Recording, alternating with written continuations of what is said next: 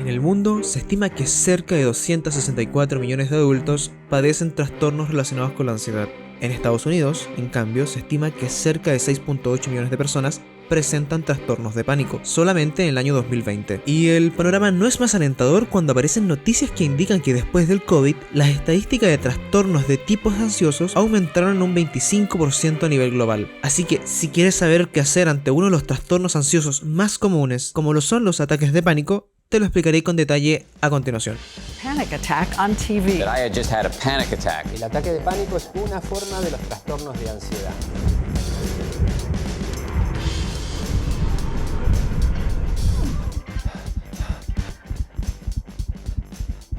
Y muchas veces los pacientes dicen que va acompañado sobre el final de una sensación de muerte inminente. ¿Qué es un ataque de pánico, o también llamado trastorno por angustia? Es una reacción elevada de ansiedad que puede ocurrir sin previo aviso, y a nivel biológico lo podemos traducir como una descarga intensa de neurotransmisores, como la noradrenalina por parte de nuestro sistema simpático. La descarga tiene una duración de alrededor de 10 a 20 minutos, lo cual activa la sensación de estar en peligro, y durante ese tiempo tenemos una serie de síntomas físicos y mentales.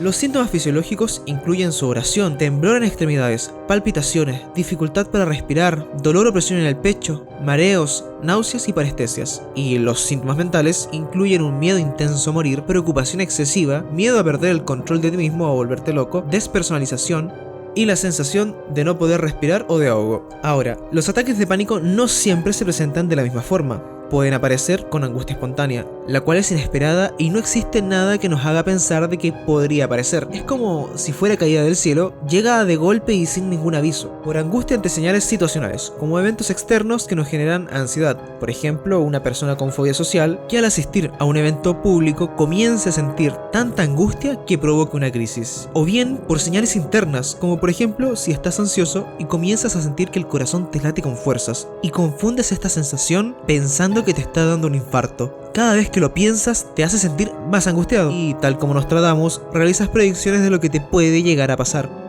El solo hecho de pensar una posible catástrofe te hace sentir peor. Pero también es cierto que, aunque los episodios pueden ser muy desagradables e incluso debilitantes, los ataques de pánico en sí mismos no son peligrosos para la salud y pueden ser tratados con éxito. Pero, ¿cómo funciona? Las crisis de pánico usualmente siguen un patrón en particular. Si bien existen diferencias culturales e individuales en cada persona, podríamos reducir los ataques de pánico con el siguiente esquema. Primero, tenemos un evento interno o externo que nos provoca un aumento de la ansiedad. Segundo, tenemos un aumento de los síntomas físicos y mentales de la ansiedad. La sudoración, la presión del pecho, sensación de falta de aire, respiración entrecortada, sensación de desvanecimiento, temblor en extremidades, etc. Tercero, aparecen imágenes o pensamientos ansiosos. Por ejemplo, ¿por qué me siento así? No quiero sentir esto. ¿Por qué me está pasando justo ahora? ¿Qué me ocurre? Estos pensamientos configuran la percepción de que nuestro cuerpo escapa de nuestro control. It's all right. Hey, look. Calm down. You're having a panic attack, okay? You just need to focus on your breathing. Cuarto, los pensamientos anteriores aumentan el estado de vulnerabilidad que intensifica los síntomas físicos de la ansiedad. Luego, aparecen pensamientos o imágenes de un peligro inminente y, si estoy teniendo un ataque cardíaco, me estoy volviendo loco, me voy a ahogar, voy a perder la conciencia o me voy a desmayar, entre otros. Y con esto finalmente llega la crisis. Todo esto ocurre muchas veces solo en cuestión de segundos o minutos. Pero los síntomas son tan intensos que escasamente tenemos la posibilidad de cuestionar si estos pensamientos son ciertos o no.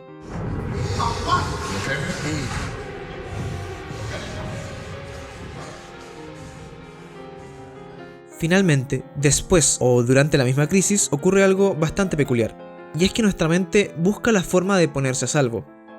Por ejemplo, imagina que estás en una reunión importante de trabajo y de la nada comienzas a sentir que algo no anda bien con tu cuerpo. Tu corazón comenzó a latir con fuerza. Nunca antes lo habías sentido así. Sientes que el oxígeno que te llega no es suficiente. Comienzas a respirar más rápido, en un intento de no ahogarte. En ese momento, piensas que lo que estás sintiendo es un ataque cardíaco. Te levantas rápido de tu asiento y, de forma disimulada, sales de la reunión. No quieres que nadie se entere de lo que te está pasando. Sales a respirar, tembloroso, tomas el celular y buscas la dirección de la clínica más cercana. Luego, tomas el primer taxi que te deje lo más cerca posible. En este caso, al vivir el ataque de pánico, buscaste ponerte a salvo. Primero saliendo de la reunión, ya que no querías que los otros se enteraran de lo que te estaba pasando. Luego, intentaste calmarte a través de la respiración. Y finalmente tomaste la idea de salir del trabajo e ir a la clínica más cercana. Esa fue la forma en que optamos para ponernos seguros. Ahora, ¿qué pasaría si te dijera que esta misma forma de buscar la seguridad fuera una de las posibles responsables de mantener los trastornos por crisis de pánico?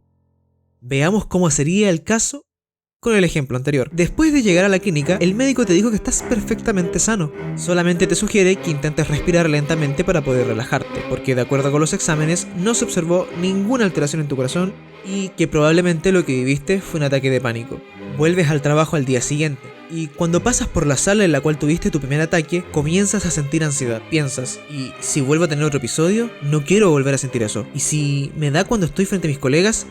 Llega un punto en que ni siquiera lo piensas, simplemente comienzas a sentirte vulnerable, como si en cualquier momento pudiese ocurrir lo peor. Tu ritmo está constantemente acelerado, tu respiración se entrecorta, y pese a que los síntomas no son tan intensos como en las crisis, sigues estando alerta. El día avanza, y cada vez que sientes ansiedad, sales de la oficina a respirar para relajarte. No te permites vivir esas incómodas sensaciones, evitas cualquier tipo de indicio de ansiedad. Quieres reprimir a toda costa cualquier posible intención de que aparezca una crisis. Pero cada vez que vuelves a tu oficina, sientes ansiedad con más facilidad, hasta que inevitablemente reaparece la crisis de pánico. Como si fuese arena movediza, entre más intentas salir de ella, más parece que te hundes. Pero, ¿qué ocurrió? ¿Por qué volvió? Analicemos cuáles fueron nuestras conductas de búsqueda de seguridad para obtener algún tipo de respuesta. Actualmente, nuestra primera reacción ante cualquier señal de ansiedad es salir de la oficina y respirar lentamente para poder relajarnos, lo cual presumimos que es bastante saludable. Y en realidad es incluso razonable. El problema es que al evitar experimentar cualquier síntoma ansioso, te vuelves intolerante a experimentar estados de tensión y puedes malinterpretar cualquier síntoma de ansiedad como si fuese el comienzo de una nueva crisis, generando más angustia. La ansiedad es parte de nosotros. Evitar la experiencia solo hace que sea más intensa. Lo más saludable es experimentar los síntomas teniendo la certeza de que, si bien las sensaciones son totalmente desagradables, esta a los minutos va a disminuir, como en el caso de las crisis que duran entre 15 a 20 minutos. Ahora, también es cierto que no en todos los casos va a ser así.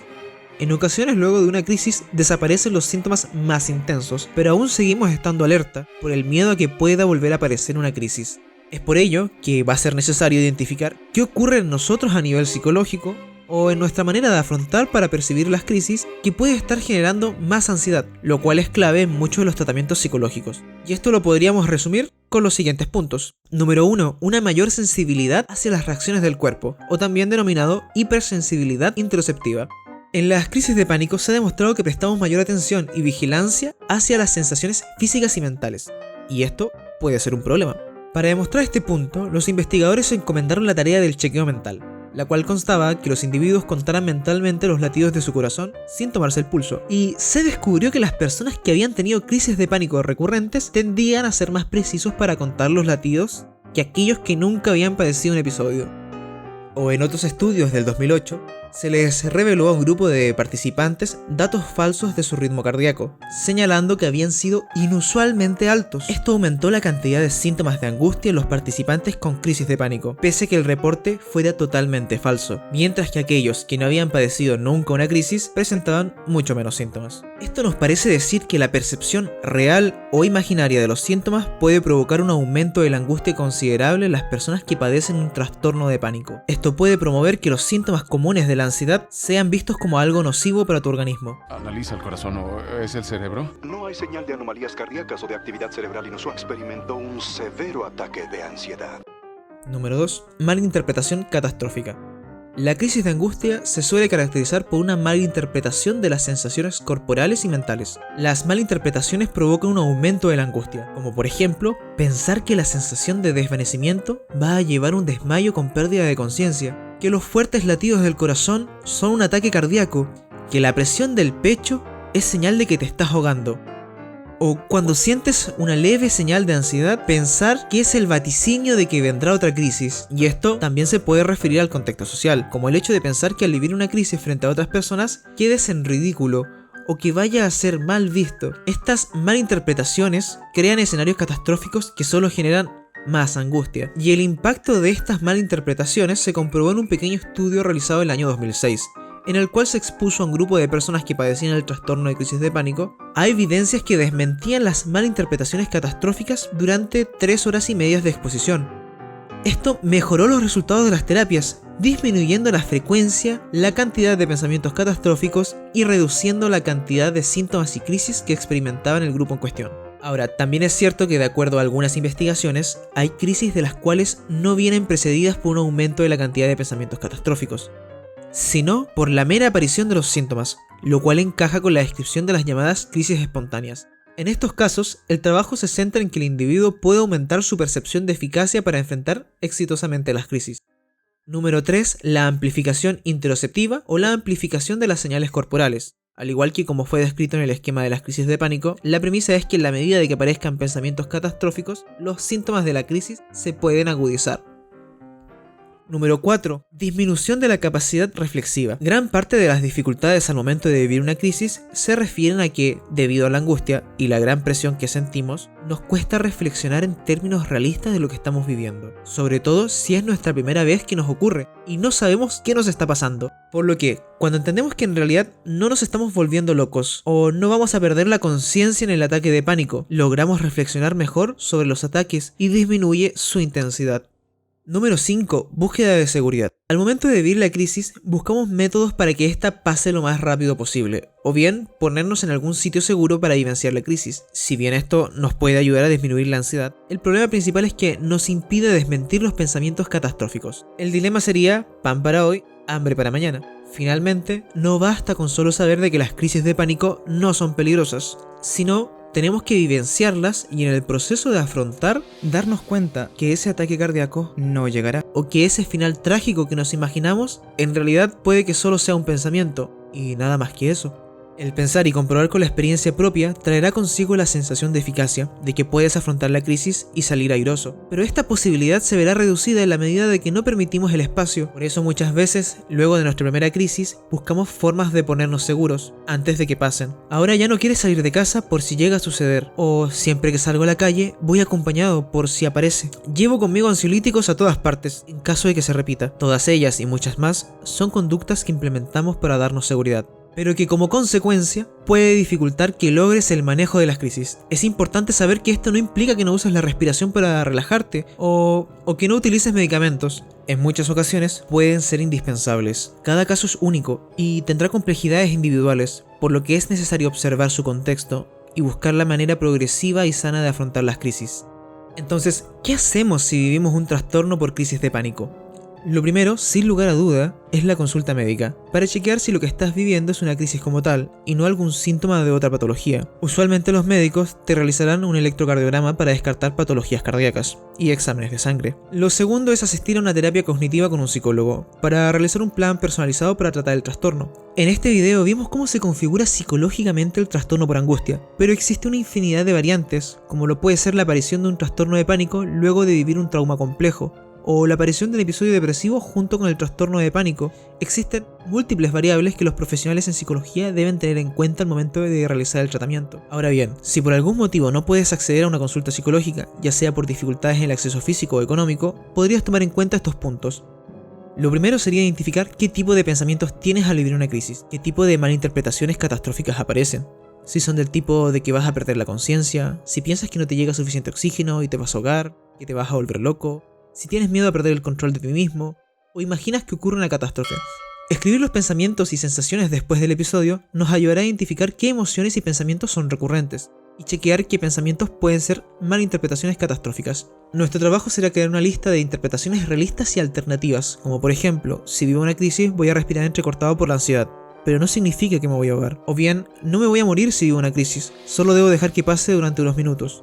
Lo más importante es que estos pensamientos creados deben ser comprobados con tu propia experiencia. De esta forma reinterpretamos los síntomas de una forma más saludable. Por otro lado, si sueles anticiparte y pensar que al realizar alguna acción en particular será desencadenante de una crisis, puedes anotar dicha predicción y realizar la acción, verificando si realmente se cumple. Por ejemplo, si piensas que al salir de la casa tendrás una crisis, anota dicho pensamiento y registra el resultado. Esto es importante porque una de las mayores fuentes de angustia y de malestar es la anticipación. lo cual genera un estado de alerta y vulnerabilidad. De hecho, y de acuerdo a un estudio realizado a un grupo de personas que padecían trastornos por crisis de pánico, se les encargó monitorear la aparición de crisis durante 7 días. Los análisis revelaron que los participantes tendían a exagerar sus previsiones de aparición de crisis de angustia. En un 70% de los casos, las crisis nunca se materializaron, y cuando estas aparecían tendían a ser mayormente sin previa expectativa, por lo que el estado de alerta ante las predicciones solía estar asociado a un aumento de la angustia, pero no así en crisis efectivas. El objetivo de anotar las predicciones es valorar si realmente se cumplen de acuerdo a lo pronosticado. De esta forma, el resultado puede aumentar la confianza en nuestras interpretaciones alternativas. Lo siguiente es exponerte a las sensaciones temidas, aunque esto parezca algo contraintuitivo. Esto quiere decir que no dejes de hacer tu vida debido a la ansiedad. En variadas ocasiones comenzamos a vivir las crisis de pánico y se termina transformando en un trastorno agorafóbico. Este trastorno se crea debido a que, como hemos vivido crisis de pánico, luego tendemos a sentirnos ansiosos e inseguros al salir a espacios abiertos, porque pensamos: ¿y qué pasa si me llega una crisis mientras voy al supermercado? O si voy al colegio y me vuelvo a sentir así, ¿qué hago? Esta forma de anticiparnos a una posible crisis comienza a hacernos evitar aquellos lugares que frecuentábamos, y en los casos más graves, llega un punto en que ni siquiera quieres salir de tu casa. Las pautas enseñadas en este video están limitadas, debido a sus características estándar. Sin duda alguna, acudir con un profesional para un plan personalizado para tratar las crisis tiene un mayor alcance y objetivos más desarrollados, como lo son el aumento progresivo de la tolerancia al malestar, reinterpretación saludable de los síntomas, exposición gradual a síntomas ansiosos y sobre todo la guía en todo el proceso.